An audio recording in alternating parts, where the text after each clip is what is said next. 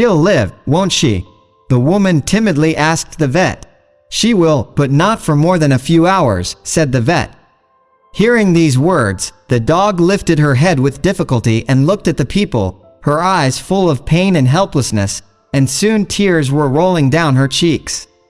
She was young, she had barely lived, and she had already been sentenced to death. We didn't give up, especially as Gypsy wouldn't give up her life so easily. She fought for every minute, every hour of her life. Twice she was on the verge of death, but we managed to find donors for her in time. The vets did their best, but they could not diagnose her, so they treated the symptoms, not the disease itself, which could not be identified. A couple of times I tried to take Gypsy to a clinic in the capital, but she was too weak and unstable, and the vets were afraid the journey would be fatal for her. When Gypsy was stable enough to travel, we were able to take her into the city.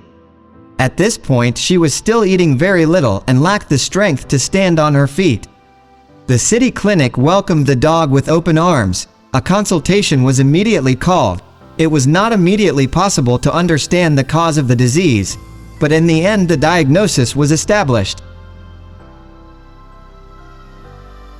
Gypsy behaved very well in the clinic and over time began to trust Ola, the curator who visits her, and our other charges who are treated in the city. She also became attached to the clinic staff.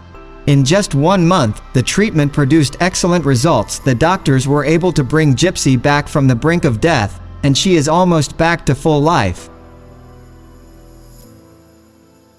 The treatment is not over yet, but the doctors are confident that Gypsy will live. So far she is not very active, but she is gradually getting used to normal life, learning to walk on a lead and socializing. To help the dog get used to people more quickly, the clinic manager put her in his office, where she is much more interesting and cheerful than in a closed cage.